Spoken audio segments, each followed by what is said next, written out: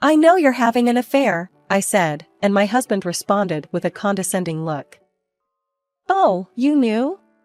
She's incredibly cute, unlike you who is worn out and wrinkled. Everything about her is perfect. Perhaps I had shortcomings as a wife, but I had always tried my best to support and serve my husband. And yet, gradually, my heart was filled with hatred towards him.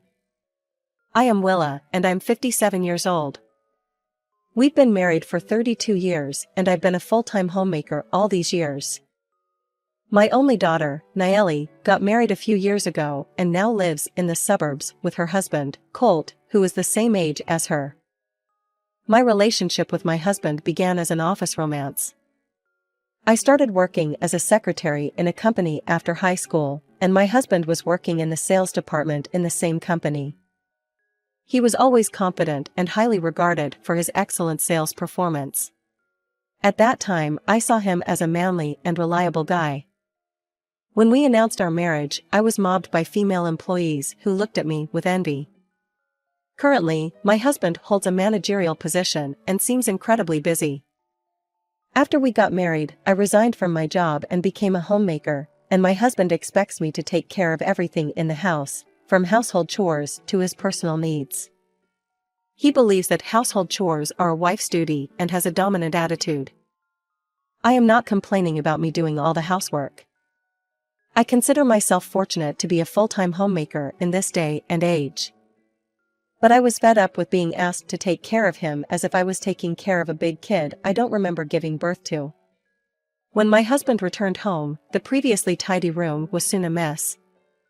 It was my duty to pick up the clothes he had scattered, organize his personal items strewn on the table, and prepare everything he needed for work the next day. The bathtub and wash basin were terribly dirty after my husband used them, with shampoo and face wash splattered all over them, and the mess after he ate was left untouched. When I pointed out these issues, he shouted at me.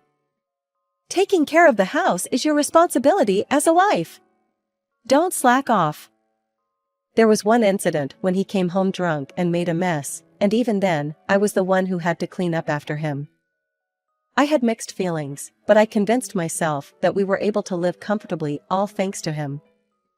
Then one day, something extraordinary was discovered. As much as $300,000 had been withdrawn from our bank account. What's going on?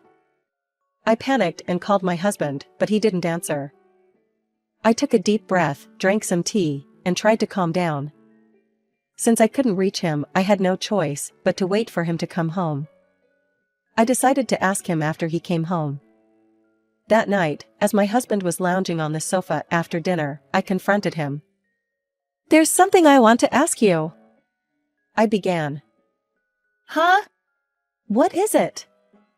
My husband, who was fiddling with his phone, looked at me for a moment, but quickly returned his gaze and replied in a tedious manner. I found out today that money had been withdrawn from our account, $3,000. What on earth did you spend it on? As I said this, I opened the passbook and showed it to him. Well, you see.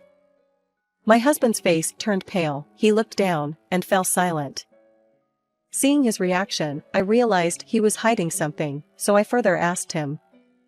You spent such a huge sum of money without consulting me. It's absurd. Explain yourself properly. My husband, his gaze shifting, began to speak hesitantly. There's a guy in my team who's in a tough situation.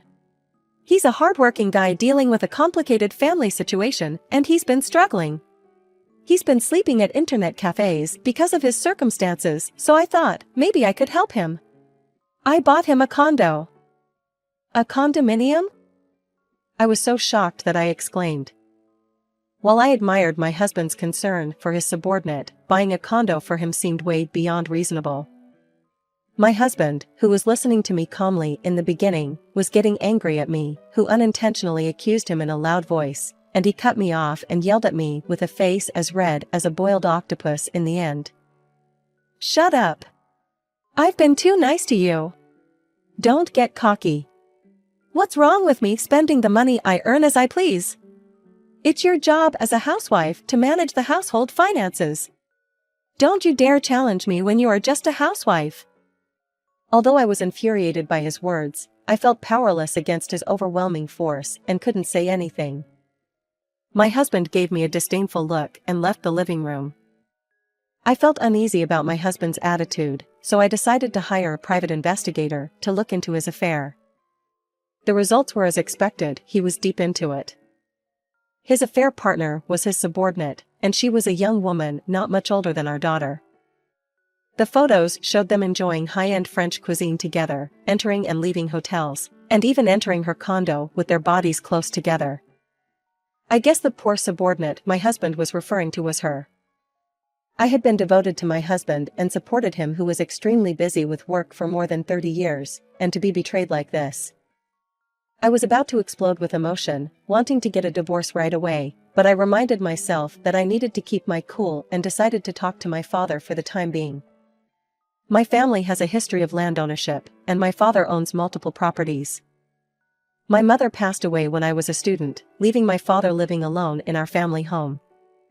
When I went to my family home, my father was always happy to see me and says, "Willa, welcome back." "Dad, I'm back. There's something I'd like to talk to you about today." I confided everything to my father about my relationship with my husband lately. He listened to my entire story without saying anything. When I finished, my father let out a sigh of disappointment. Seeing his sad expression, I regretted that I caused him worry. My father pondered something for a while, then quietly started talking. "Colt's actions and behavior are hard to comprehend as a human being. It's entirely reasonable for you to consider divorce. You should make him take responsibility. However, isn't this too hasty to divorce him right away? You two vowed to spend the rest of your lives together, so it wouldn't hurt for you two to have a proper conversation and decide together." My father's words cooled my head, which had been on the verge of exploding, and I began to calm down.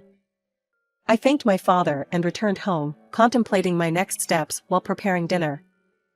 I can't forgive his betrayal, but I was able to raise our lovely daughter and live comfortably for years thanks to him. His affair with his subordinate might be a momentary lapse in judgment. I decided to observe my husband's actions with a more open mind. That night, I stopped my husband, who was about to head to the bedroom after dinner, and proposed something. "Could we go to the fireworks festival next weekend? We used to go as a family when Nayeli was younger." "Huh? A fireworks festival? Sure, I guess." A fireworks festival takes place every year on the riverbank, which is about a 2-hour drive from our house. In recent years, it had been cancelled due to the global pandemic, but this year, it was featured prominently in online news that it would be held again for the first time in several years. My husband seemed taken aback by my sudden invitation, but without showing any reluctance, he agreed right away. "Great, it's decided, then. I'm looking forward to it." My husband was looking at me with a puzzled expression as I happily smiled, but I didn't mind and headed to the kitchen and started to wash the dishes. Then came the day of the fireworks festival. The venue was in a remote location with few train services, so we headed there by car. "I haven't gone out alone with you in years. We used to go to this fireworks festival every year when we were younger, didn't we?" I said, trying to sound excited, but my husband just responded with a reluctant nod.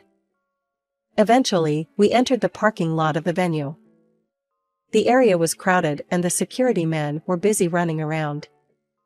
While we were waiting in a line, my husband's phone